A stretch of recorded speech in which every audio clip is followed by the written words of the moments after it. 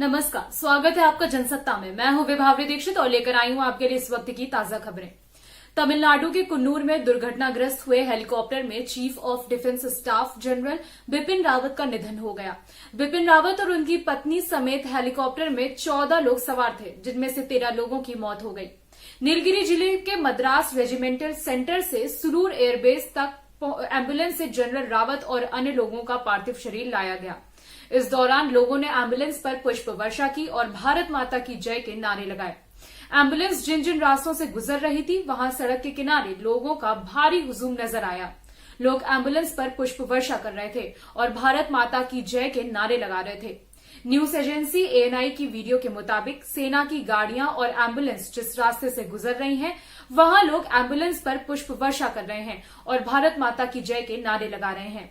लोगों ने नम आंखों से देश के पहले सीडीएस बिपिन रावत और सैन्य कर्मियों को अंतिम विदाई दी, जो बुधवार को हेलीकॉप्टर क्रैश में शहीद हो गए थे।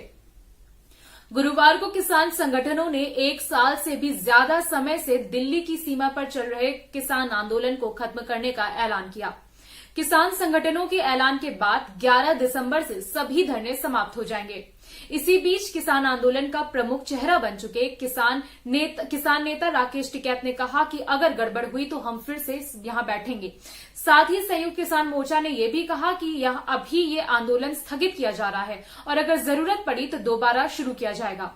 गुरुवार को संयुक्त किसान मोर्चा की मीटिंग से पहले पत्रकारों से बातचीत करते हुए किसान नेता राकेश टिकैत ने कहा कि अगर कुछ गड़बड़ी हुई तो हम यही हैं, कोई कहीं नहीं जा रहा है, फिर से आ बैठेंगे। साथ ही उन्होंने कहा कि सरकार की ओर से जो चिट्ठी मिली है, हम उसे सही से पढ़ेंगे। वो समझकर हमारे 5 लोग हैं जो जवाब देंगे। बुधवार को सरकार की ओर से भेजे गए प्रस्ताव को लेकर किसान नेताओं के बीच हुई बैठक में आंदोलन खत्म करने की घोषणा की गई। संयुक्त किसान मोर्चा की 5 सदस्यीय कमेटी में शामिल किसान नेता गुरनाम सिंह चढ़ूनी ने कहा कि जीत का ऐलान हो गया है। 11 तारीख को हम सभी धरने को समाप्त कर रहे हैं। गुजरात में मीट की दुकानों पर प्रतिबंध लगाने वाले फैसले पर गुजरात हाईकोर्ट ने कड़ी फटकार लगाई है।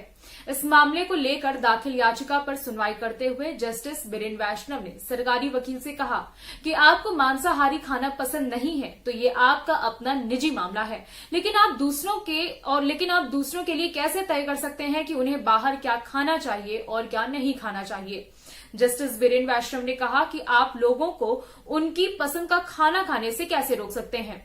ऐसा इसलिए क्योंकि जिसे शक्तियां दी गई हैं उनकी ये राय है, इसलिए यह फैसला लिया गया। कल आप ये भी कह सकते हैं कि मुझे अपने घर से क्या खाकर निकलना चाहिए। न्यायमूर्ति ने कहा कि नगर निगम आयुक्त को बुलाइए और उनसे पूछिए कि वो ये क्या कर रहे हैं। उन्होंने कहा कि कल को मुझसे यह भी कहा जाएगा कि गन्ने के जूस का सेवन करना बंद कर दीजिए क्योंकि इससे शुगर की बीमारी हो सकती है, या कॉफी मेरे स्वास्थ्य के लिए खराब है। कोरोना वायरस महामारी के दौरान महिलाओं और पुरुषों के बीच वेतन का अंतर बढ़ा है। साथ ही बोनस और प्रोत्साहन के मामले में महिला कर्मचारियों को लेकर असमानता की स्थिति बनी हुई है। एडीपी के अध्ययन में ये बात सामने आई। एडीपी के अध्ययन काम पर लोग 2021 वैश्विक कार्यबल दृश्य के अनुसार भारत में 70% पुरुषों की तुलना में केवल 65% महिलाओं को अतिरिक्त जिम्मेदारियां या नई भूमिका निभाने के लिए वेतन वृद्धि या बोनस प्राप्त हुआ है। अध्ययन में पाया गया कि पुरुषों और महिलाओं के अपने संगठनों पर कोरोना वायरस से संबंधित प्रभावों के कारण बराबर अतिरिक्त जिम्मेदारियां या एक नई भूमिका निभाने की संभावना के बावजूद ये असमानता मौजूद है।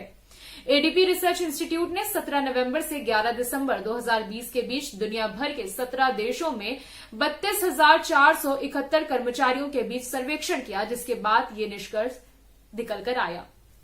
भारतीय महिला हॉकी टीम एक सदस्य के कोरोना संक्रमित पाए जाने के कारण गुरुवार को एशियाई चैंपियंस ट्रॉफी से बाहर कर दी गई, जबकि मलेशिया को भी कोरोना संक्रमण के कारण ही टूर्नामेंट छोड़ना पड़ा था। गत चैंपियन कोरिया और चीन के खिलाफ भारत के मैच रद्द करने पड़े। एशियाई हॉकी महासंघ के एक सूत्र ने बताया कि भारत अब टूर्नामेंट में नहीं खेल रहा है। भारतीय टीम पृथकवास में है और पॉजिटिव पाई गई खिलाड़ी के नाम को अभी उजागर नहीं किया गया है। एएचएफ सूत्र ने कहा कि पिछले बार के उपविजेता भारत टूर्नामेंट से बाहर है क्योंकि टीम में कोरोना संक्रमण का एक मामला पाया गया है। भारत टूर्नामेंट में आगे नहीं खेल पाएगा। भारत को बुधवार को कोरिया से और बृहस्पतिवार को चीन से खेलना था।